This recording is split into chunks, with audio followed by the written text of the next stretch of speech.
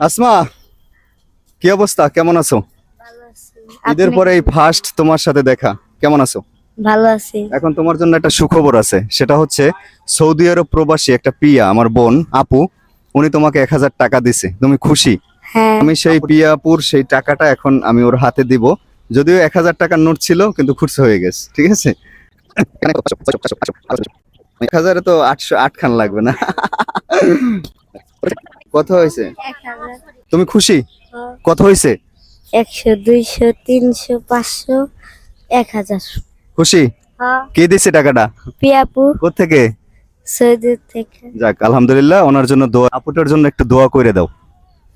আল্লাহ যেন তার মনের আশা পূর্ণ করে। অবশ্যই আল্লাহ পাক তার মনের আশা পূর্ণ করবে।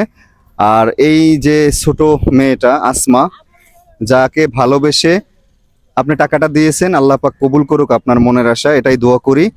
আর আসমা তো দোয়া করে দিছে আপনার জন্য, এটাই হচ্ছে বড় কথা। আর বিশেষ করে হচ্ছে আপনি যে ওর পাশে দাঁড়িয়েছেন, 1,000 টাকা এটা কোনো বড় কথা না। বড় কথা হচ্ছে আপনার মনটা অনেক বড়, ঠিক আছে? তো দোয়া থাকবে আপনার হাতকে আল্লাহ পাক আরো প্রসারিত করে দেখ, এবং আসমাদের জন্য দোয়া করবেন যারা ওরা সবসময় সুস্থ সবল থাকতে পারে।